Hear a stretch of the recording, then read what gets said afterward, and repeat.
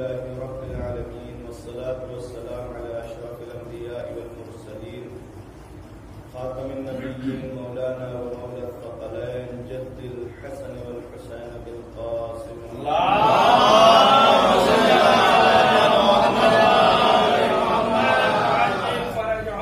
الطيبين الطاهرين المعصومين المظلومين واللعنة الدائمة الباقية على أعدائهم أجمعين من يوم عداوتهم إلى قيام يوم الدين.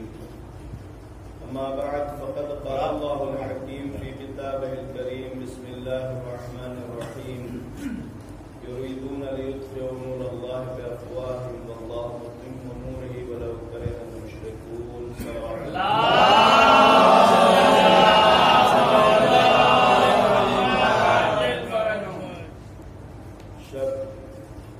شب شہادت امام حسن عسکری علیہ السلام ہے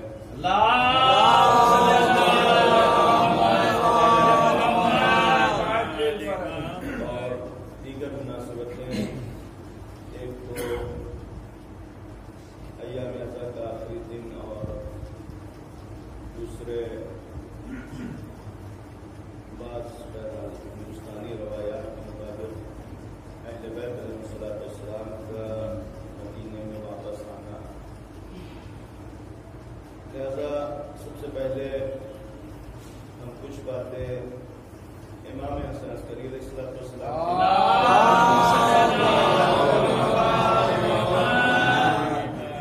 پیش کر رہے ہیں اور اس کے بعد پھر ان کے موضوعات کے حوالے سے بھی گفتگو آپ کی خدمت میں پیش کریں گے. مرتبہ صلوات پڑھیں.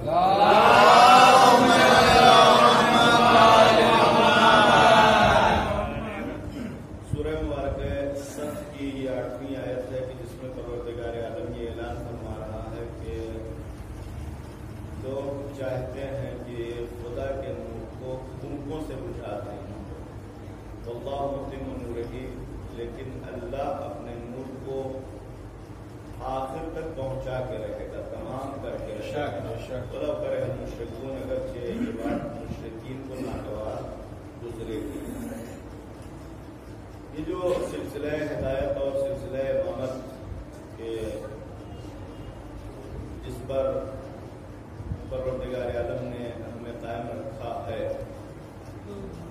یہ پروردگار عالم کا وہی نورانی سلسلہ ہے کہ جس کو دنیا بجھانا چاہتی ہے، اور پروردگار عالم کا ارادہ اس بات پر قائم ہے کہ پروردگار اس نور کو تمام کر کے رہے گا. لہذا اسی سورہ صف کے اس کے بعد کی جو آیت ہے وہ یہ ہے وَالَّذِي أَرْسَلَ رَسُولَهُ بِالْهُدَىٰ وَدِينِ الْحَقِّ لِيُظْهِرَهُ عَلَى الدِّينِ كُلِّهِ. پروردگار عالم نے رسول کو ہدایت اور دین حق کے ساتھ بھیجا ہے، اور یہ دین حق تمام ادیان کے اوپر غالب آ جائے گا. اور وہاں میں بھی یہی لفظ کہ اگرچہ یہ بات مشرکین کو ناگوار گزرے گی. اس حوالے سے بات ابھی ذہن میں نہیں ہے کہ اتنے دن پہلے بہرحال کسی مقام پر یہ گفتگو پیش کی جا چکی ہے کہ وہ پروردگار عالم کا جو وعدہ ہے کہ یہ دین ظاہر ہو کے رہے گا اور غالب آ کے رہے گا، تو غلبے کا کوئی بھی مفہوم بائی فورس، زور، زبردستی کے ساتھ اسلام کا غلبہ نہیں ہونے والا. یعنی ہم اسلام کو زبردستی دنیا کے اوپر غالب نہیں کر سکتے، بلکہ یہ اسلام ہے، اور اسلام اس وقت اسلام کہا جائے گا کہ جب لوگ اس کو تسلیم کر لیں.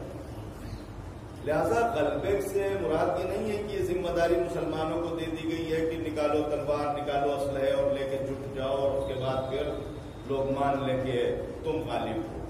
نہیں، اسلام کا پرچار کرو، اسلام کو پھیلاؤ. یہ دین وہ ہے کہ جس کو لوگ مان کے رہیں گے. اظہار کے معنی اس غلبے کے نہیں ہے کہ جہاں دباؤ، گردن دبا کے کسی کو بات. اظہار یعنی مثلا یہاں تاریکی ہوگی، ہم نے ایک بلب لگایا روشنی ہوئی، دوسرا بلب لگایا روشنی اور بڑھے گی. اب یہ نظام ہدایت الہی ہے کہ جس کو پروردگار عالم نے نور سے تعبیر کیا.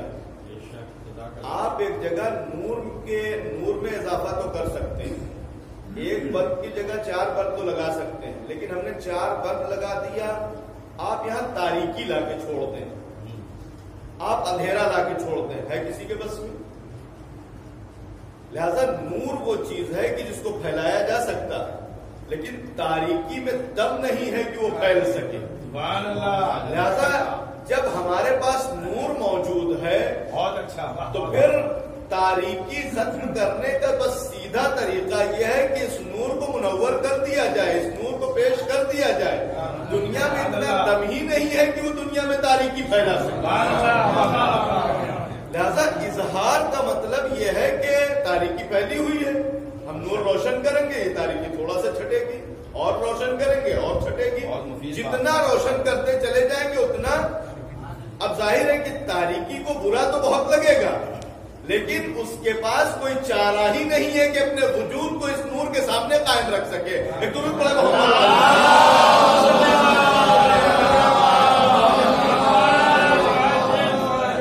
اب بہرحال اس حوالے سے ایک نقطہ اور بھی عرض کر دے۔ مثلا ایک چوراہے پہ آپ کھڑے ہیں، پہنچتے ہیں، آپ کو کہیں جانا ہے، ایک آدمی آپ کو کچھ نہیں بتاتا ہے اور ایک آدمی آپ کو راستہ بتاتا ہے۔ یہاں بالکل یعنی بہت 2-4 کی بات ہے، سامنے کی بات ہے، آپ جائیں گے کس کے کہنے پہ؟ جسے کچھ نہیں بتایا اس کے کہنے پہ جائیں گے، آپ اس کو مان ہی نہیں سکتے۔ ہدایت کا مطلب کیا ہے؟ ہدایت کا مطلب یہ ہے کہ جو آپ کو راستہ بتایا جا رہا ہے اس راستے پہ چلیں۔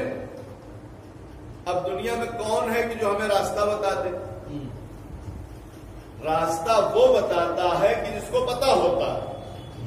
لہذا ہم بہرحال جب کسی ایسی سچویشن میں، کسی ایسی کنڈیشن میں گرفتار ہوتے ہیں کہ جہاں ایک آدمی یہ کہہ دے کہ راستہ ادھر ہے، دوسرا کہہ دے کہ ادھر ہے، یعنی الگ الگ اگر راستے بتاتے رہیں تو ایک تھوڑی سی زحمت تو ہم کو بھی کرنی چاہیے کہ جو راستہ بتا رہا ہے اس سے یہ پوچھ لیں کہ تمہیں معلوم تھا اس لیے بتا رہے ہو یا بلا وجہ بتائے چلے جا رہے ہو۔ اور اگر خدا نخواستہ کوئی اتنا اپنی جگہ پہ چالاک آدمی ہو، اتنا ذہین ہو کہ وہ پہلے بتا دے کہ دیکھو جاؤ ادھر سے، لیکن ہم کو راستہ معلوم نہیں ہے، ہم راستہ نہیں جانتے لیکن تم ادھر سے چلے جاؤ، تو کون عقل مند ہوگا کہ جو اس کی بات پہ عمل کرے گا؟ اب ظاہر ہے کہ ایسے عقل مندوں کی تعداد دنیا میں ابھی بہت ہے کہ جن کو بتانے والے نے یہ بتا دیا ہے کہ راستہ ہم بتا رہے ہیں لیکن ہم کو نہیں معلوم ہے، اور آج بھی دنیا ایسے بتانے والوں کے پیچھے جا رہی ہے۔ اس لیے دنیا کی گمراہی کے ذمہ دار کوئی بھی نہیں ہے، یہ خود افراد ہے کہ جو ایسے لوگوں کے بتائے ہوئے راستے پہ چل رہے ہیں جنہیں خود بھی نہیں معلوم ہے۔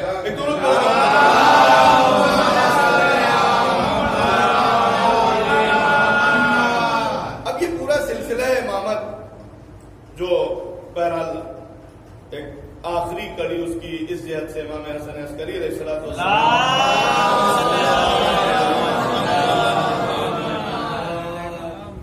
ائمہ علیہ الصلوۃ والسلام کی جو زندگی ہے، یعنی اتنے مختصر وقت میں کوئی ایسا جامع بحث بھی نہیں پیش کی جا سکتی، صرف اشارے پیش کریں گے کہ ایک مکمل نمونہ ہے۔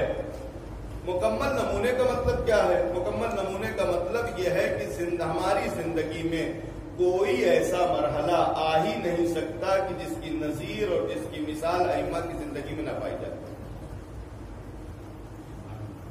ورنہ پروردگار عالم کی ہدایت میں نقص ہوگا، پروردگار عالم کے اس سلسلہ ہدایت میں کمی ہم کو ماننا پڑے گا، اور بہرحال پروردگار عالم کے کسی بھی سلسلے میں نقص کا تصور کیا ہی نہیں جا سکتا۔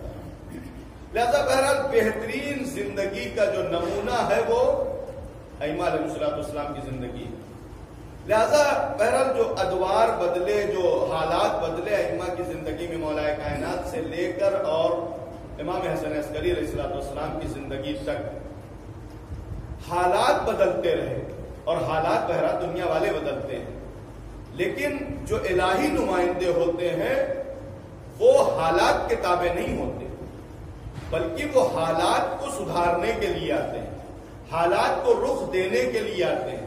لہذا انہوں نے کبھی بھی یہ سوچ کے زندگی نہیں گزاری کہ اب جب دنیا گمراہ ہو گئی ہے تو چھوڑو جانے دو، بلکہ وہ دور، بہرحال صرف اشارہ کرنا ہے، وہ دور کہ جس کو آج تاریخ میں علی کے سکوت کا دور کہا جاتا ہے، کہ مولا کائنات خاموش رہے. کس بات کی خاموشی تھی؟ اسی دور کے واقعات اگر آپ دیکھنا شروع کریں، کتنے ایسے مرحلے ہیں کہ جہاں پر جیسے ہی اسلام کے اوپر کوئی وقت پڑا مولا کائنات آ کے کھڑے ہو جاتے ہیں. اور آ کے کھڑے کس لیے ہوئے؟ اس لیے ہوئے ہیں کہ ایک حکومت کو پروٹیکٹ کرنا ہے، ایک سلطنت بچانا ہے، یا حکومت کے قریب جانا ہے.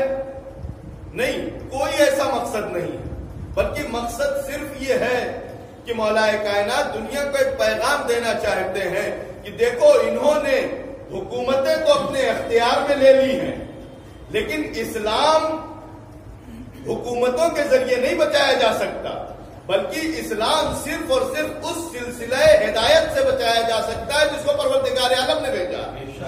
لہذا دنیا کی حکومت تو چھینی جا سکتی ہے، لیکن پروردگار عالم کا دیا ہوا عہدہ امامت کسی سے نہیں چھینا جا سکتا. ایک صلوات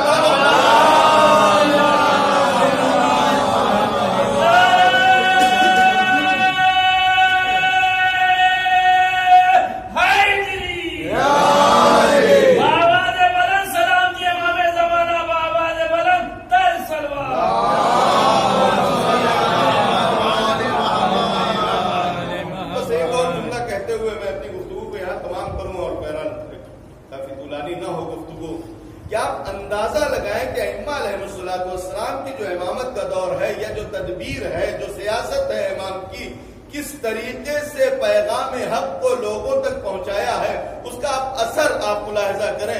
آج 14 صدیاں گزر گئی ہیں پیغمبر کی وفات کو، اور ان 14 صدیوں میں ایک طولانی سلسلہ وہ ہے جو تقریباً 400 سال تک خلافت کے نام سے گزرا. یعنی جو بھی حاکم ہوتا تھا، اسلامی حاکم ہوتا تھا، وہ جانشین رسول اپنے کو کہتا تھا. اور ائمہ اہل بیت علیہ الصلوۃ والسلام کو پروردگار عالم کی جانب سے بہرحال منتخب تھے، پروردگار عالم نے ان کو اس کام کے لیے معین کیا تھا. لیکن اس کے بعد بہرحال حکومت ختم ہو گئی، لیکن حکومت سے پہلے سلسلہ امامت میں ایک بریک لگا ہے. یعنی غیبت کا زمانہ 260 ہجری سے شروع ہو جاتا ہے، لیکن عباسی سلطنت 400 ہجری تک باقی رہی. اس کے بعد بھی متعدد اسلامی حکومتیں بہرحال نام سے یا کام کی رہی ہوں، اس سے ہم سے بحث نہیں ہے، لیکن متعدد سلسلے ہیں جو اسلامی حکومت پر کے نام سے قائم ہوئے. اوٹمن سلطنت یا عثمانی سلطنت جس کو کہتے ہیں، وہ بہرحال بہت پرانی نہیں ہے، ابھی 150 سال پہلے موجود تھی. تو ایک سلسلہ ہے کہ جو حکومتوں کا چلا پیغمبر کی رحلت کے بعد، ایک سلسلہ ہے جو ہدایت کا چلا. آج بہرحال ہم کبھی کبھی اپنے فخر کے لیے ملت اسلامیہ میں ایسے بہت وہ پائے جاتے ہیں کہ ہمارے سر کی پھٹی ٹوپیوں کا طنز نہ کر، ہمارے تاج عجائب گھروں میں رکھے ہیں تو کیا کریں، رکھے ہیں مرچا لگ رہا ہے اس میں، رکھے ہیں خراب ہو رہے ہیں اس میں، کچھ رہ تھوڑی نہیں گیا ہے. اب رکھے ہیں بس دیکھنے کے لیے رکھے، ورنہ ہمارے پاس کچھ رہ نہیں گیا. لیکن اگر آج ہم سے پوچھا جائے کہ تمہارے پاس اسلام میں کیا بچا ہے، تمہارے دین میں کیا بچا ہے، تو ہمارے پاس سیدھا جواب یہ ہوگا کہ ہمارے دین کا کچھ بھی بگڑا نہیں. یعنی 1400 سال کی حکومتوں کا کچھ بچا نہیں ہے، اور 250 سال کی ہدایت میں سے کچھ گیا نہیں ہے. یہ بتاؤ کہ وہ ہدایت کامیاب رہی ہے یا حکومت کامیاب رہی؟ اب پروردگار عالم کے اس وعدے کا مطلب سمجھا کہ پروردگار عالم نے وعدہ کیا تھا کہ اس نور کو ہم خاموش نہیں ہونے دیں گے، مشرکین لاکھ چاہ لیں. یہ 1400 سال کی حکومت نام کی تو اسلامی حکومت تھی، نام کی تو خلافت پیغمبر کی خلافت تھی، لیکن اگر کام کیا ہے تو ہمیشہ اسی سلسلہ ہدایت کو ختم کرنے کا کام کیا. لیکن حکومتیں ختم ہو گئی، حکومتیں اپنے عزائم میں ناکام رہ گئی، لیکن سلسلہ ہدایت آج بھی باقی اور برقرار ہے.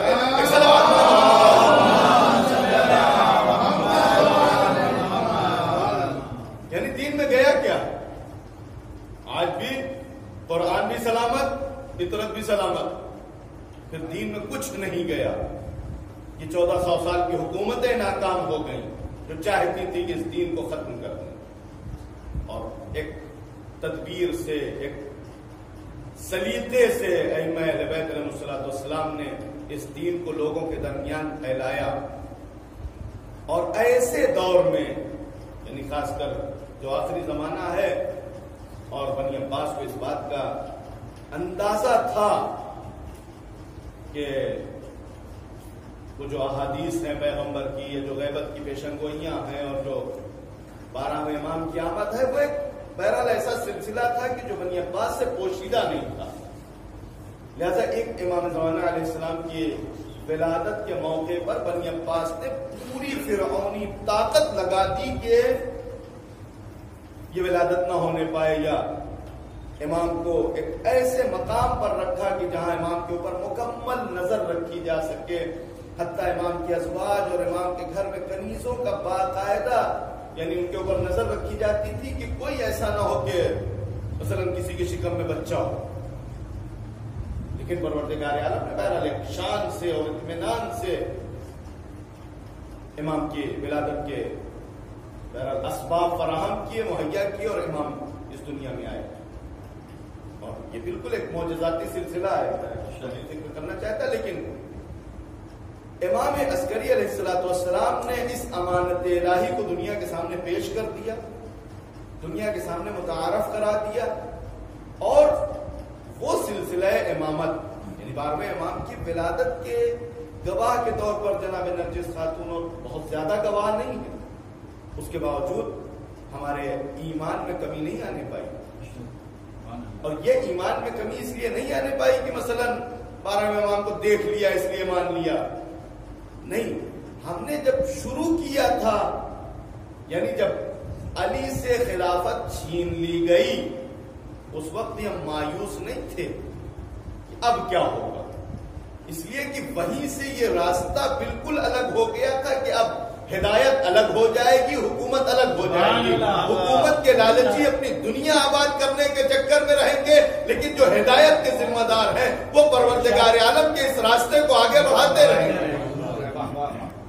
اور یہ نورانی سلسلہ بہرحال تمام ائمہ کے دور میں, اب ظاہر ہے کہ امام کی جو ذمہ داری ہوتی ہے لوگوں کے عقائد کی حفاظت کرنا, دین کے احکام کی پابندی, دین کے احکام کو لوگوں کے درمیان رائج کرنا, نافذ کرنا, اور اس کے بعد خود لوگوں کے اندر ایک دینی جذبہ پیدا کرنا.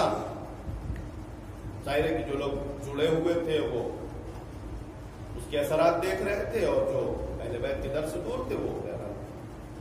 لہذا ایک مکمل سلسلہ ہے کہ جہاں پر ائمہ علیہ الصلوۃ والسلام کی ہدایات پائی جاتی ہیں, ان کی عنایات پائی جاتی ہیں.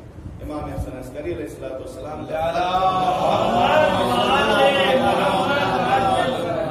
مرحوم ابن شعبہ حرانی نے تحف العقول میں لکھا ہے, ابن بابویہ کے نام, جو والد کے نام امام نے خط لکھا, ان کو دعائیں دی, ان کو بشارت دی کہ تمہارے یہاں 2 بیٹے ہوں گے, دونوں فقیہ ہوں گے, اور پھر شیخ صدوق اور ان کے بھائی. الحمدللہ کتنی برکتیں ہیں ان کے ساتھ سے وابستہ ہیں جو ہمارے یہاں پائی جاتی ہیں. بہرحال ایک ائمہ علیہ الصلوۃ والسلام کی عنایات امت کے اوپر, اور امت کا جو رابطہ ہونا چاہیے, بہرحال جنہوں نے رابطہ رکھا اس سے وہ محروم نہیں رہے. حتیٰ جو مالی سلسلے ہوتے تھے کہ عباسی حکومت, اور عباسی حکومت ہی کو نہ کہا جائے بلکہ ظاہر ہے کہ جنہوں نے یہ تخت اور سلطنت دنیا حاصل کرنے کے لیے لیا ہی تھا, وہ دنیا کے سوا اور کچھ سوچ بھی نہیں سکتے تھے. وہ اپنا پیٹ بھر رہے تھے, حرام حلال کی ان کے یہاں کوئی توجہ نہیں تھی. لہذا کس طریقے سے مال غنیمت اور مال مسلمین عباسی دور میں لٹایا جا رہا تھا کہ حالات یہ تھے کہ متوکل کے دربار میں ایک کنیز خرید کے لائی جاتی. متوکل سے پوچھتا ہے کہ تم شاعر ہو؟ کہتی ہے کہ ہاں, لوگ ایسا کہتے ہیں کہ ہم شاعر. کا کچھ شعر آتا ہے؟ اب ظاہر ہے کہ وہ بد جنس لوگ اور بد چلن لوگ جو اشعار کہتے ہیں اور پڑھتے ہیں, وہ لفظ ہم نہیں استعمال کرنا چاہتے ممبر سے, اس نے اس قسم کے اشعار متوکل کو سنا. اتنا خوش ہوا کہ اس کنیز کی قیمت کے کئی گنا درہم و دینار خود اس کنیز کو دیا، یعنی آئی خرید کے کنیز بن کے اور اس کے بعد پھر یہاں مہارانی بن گئی۔ ایک ایک مثلا وزیر کے ابن خاقان وزیر ہے، اس کی ماں کے یہاں ایک عورت کی 100 کنیزیں تھیں، 100 کنیزوں کے الگ الگ لباس اور الگ الگ زیورات اس نے بنا کے رکھے تھے۔ یہ کہاں سے آ رہا تھا؟ اس طریقے سے بہرحال مال خدا کو اور مال مسلمین کو حرام کیا جا رہا تھا۔ ایسے میں ظاہر ہے کہ مسلمان تنگ دستی کے شکار ہوں گے، لیکن امام علیہ السلام نے بھی باقاعدہ کوشش کی کہ وہ انسان اس طریقے سے محروم نہ رہ جائے۔ اور اگر خبر ہوئی جناب ابو ہاشم جعفری جو تین امام کے وہ صحابی رہے ہیں، شاگرد رہے ہیں، کچھ مالی تنگی ہوئی، امام کو خبر ہوئی، امام نے پیسہ بھیجا، بھیجنے کے بعد پیغام دیا کہ ہم سے مانگنے میں شرم نہ کیا کرو، یعنی ہم وہ ہیں کہ جو تمہارے سرپرست ہیں، جو تمہارے والی و وارث ہیں، اگر ہم سے مانگنے میں شرم کرو گے تو پھر کس سے مانگو؟ لہذا صرف ایسا نہیں ہے کہ بس قرآن اور حدیث بتایا ہے، بلکہ پورے سماج کو اپنے ہاتھوں میں سنبھالا رکھا، اس کو اس زمانے میں ترقی کی راہ دکھائی کہ جب ہر طرف سے ترقی کی راہیں بند کی جائیں۔ اور اس کے بعد یہ بہرحال آخری سلسلہ تھا امامت کا کہ بنی عباس کی چاہتے تھے کہ جلد از جلد ان کو ختم کر دیا جائے، لہذا امامت کا سلسلہ شروع ہوا ہے، متعدد بار امام کو زندان میں ڈالا گیا ہے، اور کئی مرتبہ یہ کوشش کی گئی کہ امام کے قتل کا پورا پلان تیار ہو گیا، امام کو خبر بھی دی گئی، جاننے والوں نے بتایا کہ مولا آپ کو قتل کیا جائے گا، امام نے کہا کہ نہیں، ابھی ہماری موت نہیں ہے۔ جب حاکم نے یہ قصد کیا کہ امام کو قتل کریں، خود حاکم کے غلاموں نے حاکم کو قتل کر دیا، اور بنی عباس کا آخری دور بنی عباس کے لیے بڑی بے چارگی کا دور ہے۔ یہ کبھی میں جملہ کہا کرتا ہوں کہ ایک پہلا سلسلہ ہے کہ ہم امام جعفر صادق علیہ السلام 11ویں امام تک دیکھیں تو 7 امام کا دور ہوتا ہے، یعنی 6 امام سے لے کر 11ویں امام تک 7 امام آئے۔ ان 7 اماموں کی زندگی میں بنی عباس کے 16-17 خلیفہ ہوئے، جس میں 30-35 سال تو اکیلے متوکل رہا۔ تو ایسا نہیں ہے کہ اگر انہوں نے ان کی زندگی کو بہت جلدی ختم کرنا چاہا تو یہ بہت باقی رہے۔ آخری دور وہ آیا ہے کہ جب بنی عباس اپنے غلاموں کے ہاتھ قتل کیے جاتے تھے، بیٹے کے اشارے پہ باپ قتل کیا جاتا تھا، بھائی کے اشارے پہ بھائی قتل کیا جاتا تھا۔ ظاہر ہے کہ دنیا اپنا رنگ ایسے ہی دکھاتی ہے، دنیا میں وفا نام کی کوئی چیز نہیں ہے۔ جو انسان دنیا دار ہوا، جو دنیا کے لالچ میں پڑا، اس کے نظر میں رشتوں کی اہمیت ختم ہو جاتی ہے۔ اور یہ درس وہ تھا کہ جو ان کے بزرگ دے کے گئے تھے۔ ہارون سے مامون نے پوچھا کہ آپ کو تو امام موسیٰ کاظم علیہ السلام کی فضیلتوں کا اندازہ ہے، آپ حکومت کیوں نہیں دے دیتے؟ ہارون نے کہا تھا کہ الملک عظیم، دنیا بانجھ ہے، اس کے لیے کچھ بھی کرنا پڑتا ہے۔ مامون نے سیکھ لیا کہ کچھ بھی کرنے کا مطلب کہ کچھ بھی کر سکتے ہو، لہذا سب سے پہلے اسی حکومت کے لیے اپنے بھائی کو قتل کیا۔ لہذا بنی عباس میں بھائی کا قتل، باپ کا قتل یہ بالکل عام چلن ہو گیا تھا، اور کرواتے بھی غلاموں سے۔ لہذا بعد میں بنی عباس کی حکومت یوں ہی بکھر گئی کہ غلاموں کا غلبہ ہو گیا اور حکام بالکل مجبور اور لاچار ہو گئے۔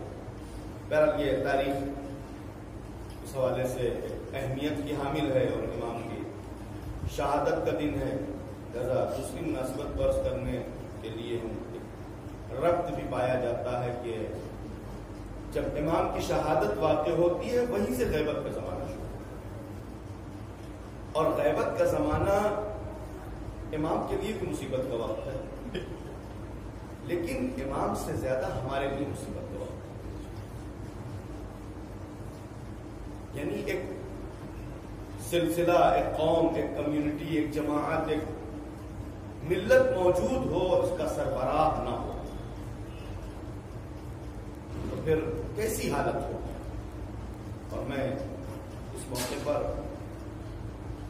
یہ مثال پیش کرتا ہوں کہ ہمارے یہاں سلسلہ ہے کہ دعائے نخبہ جن ایام میں پڑھنے کو تاکید کی گئی، جمعے کے دن، غدیر کے دن، مباہلے کے دن، 13 رجب کو، 17 ربیع الاول کو جتنی بھی خوشیاں آئی ہیں وہاں پر دعائے نخبہ پڑھنے کی تاکید کی گئی۔ بہرحال ہماری بھی زندگی کا بڑا حصہ اور ابھی تک بہرحال سفر کا سلسلہ جاری ہے اور عالم غربت میں زندگی گزارتے رہتے ہیں۔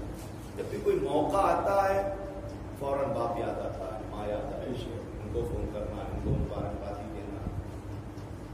اس لیے ہم کو یہ سکھایا گیا، یہ بتایا گیا کہ عید آئے تو پہلے اپنے امام کو یاد کرو، عید قربان آئے پہلے اپنے امام کو یاد کرو، عید غدیر آئے تو پہلے اپنے امام کو یاد کرو۔ اس لیے کہ ماں باپ کیا ہے؟ پہلے امام۔ لہذا ہماری یہ یاد ہی ایک بہت بڑی چیز ہے۔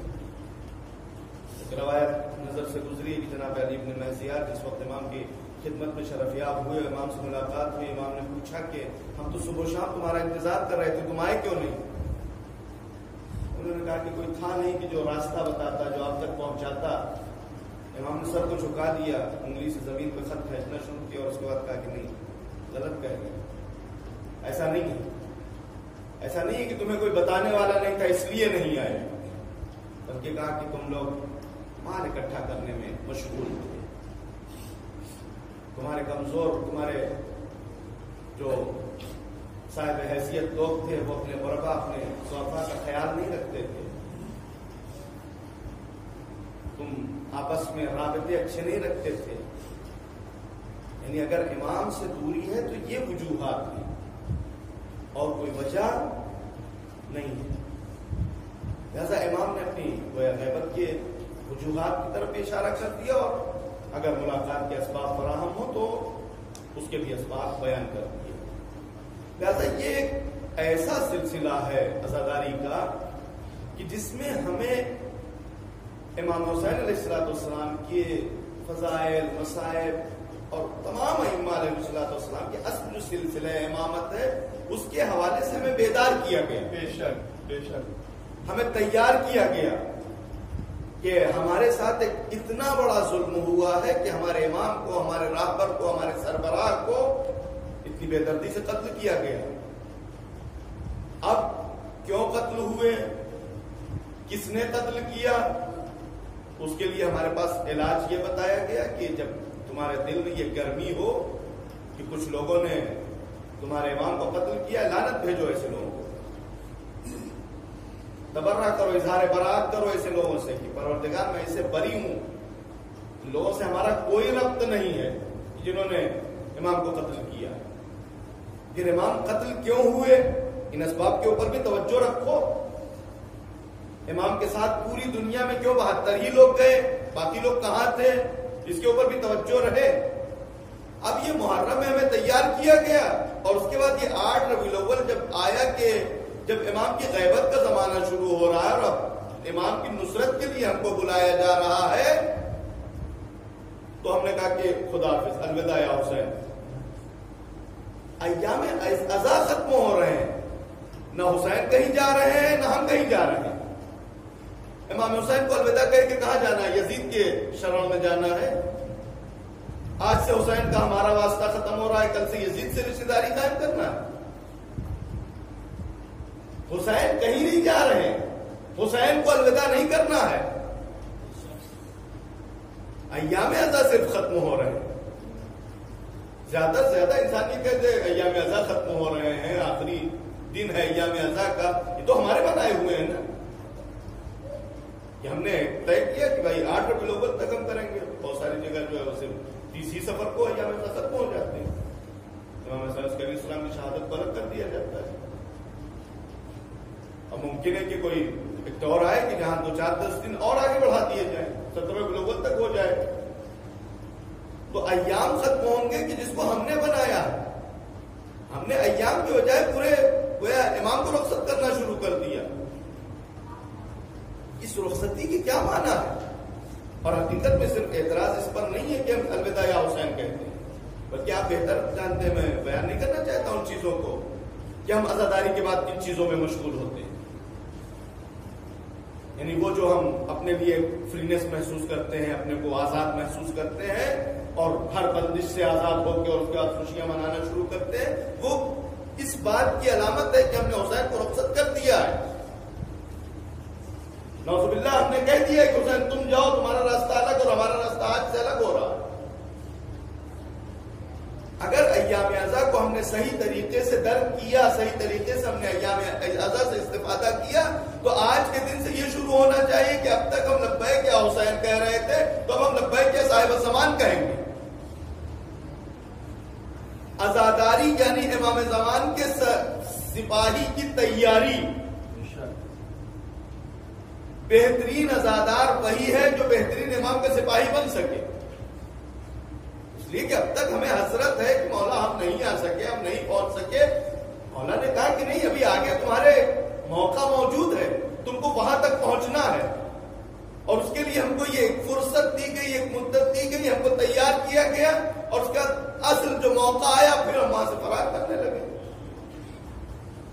ایک واقعہ ہم نے بارہ یہاں ذکر کیا ہے، بھی ذکر کرتے ہیں اس لیے کہ بہرحال علماء کی ایک حکمت ہوتی ہے۔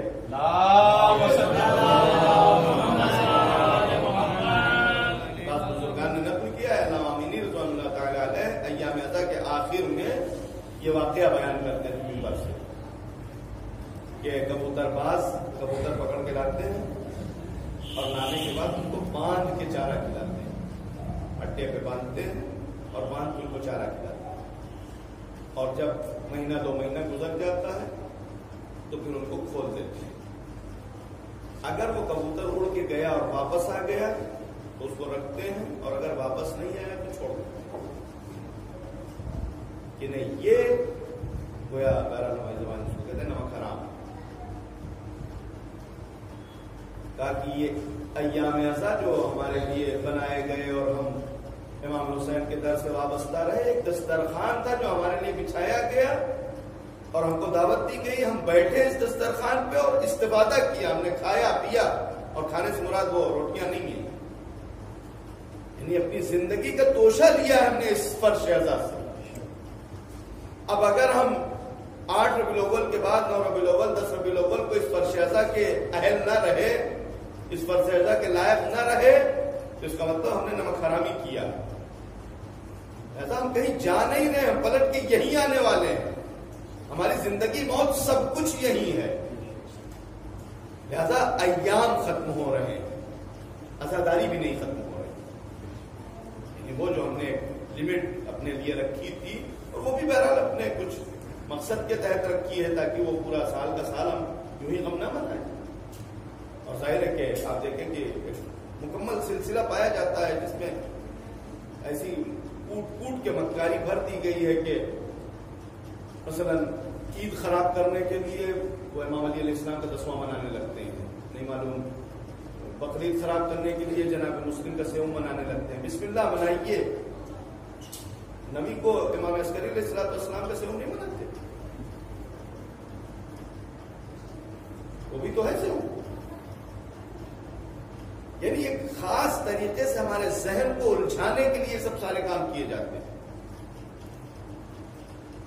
ان تمام سلسلوں سے ہمیں بہت ہی گویا بیدار ذہن رہنے کی ضرورت ہے کہ ہم پہچانے کہ یہ کیوں اس طریقے کی باتیں کی جاتی ہیں، جہاں پر ہم تھوڑا سا پھنس جائیں، تنگی کا شکار ہوں کہ اگر مثلا امام علی علیہ السلام کا 10واں ہو تو ہم کیا کریں گے، ہمارے باپ کا 10واں ہو تو ہم کیا کریں گے، ہم منائیں گے، پھر آپ عید کیوں منا رہے ہیں؟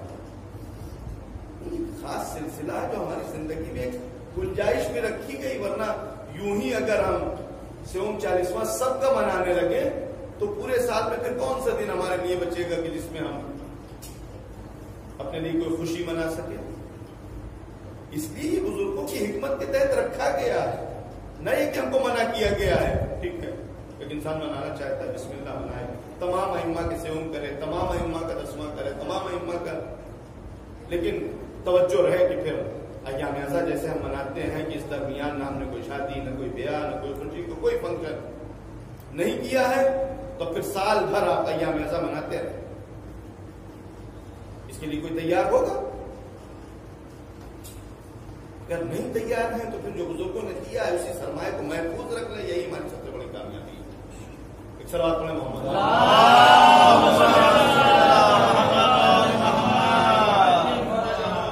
لہذا ایام ازا کی رخصتی ہماری اور امام حسین کی جدائی نہیں، بلکہ ہمارے دل میں یہ شور اور شوق اور بھی بڑھ جانا چاہیے. جو ہم نے ایام ازا سے حاصل کیا اس کو محفوظ کر کے رکھیں.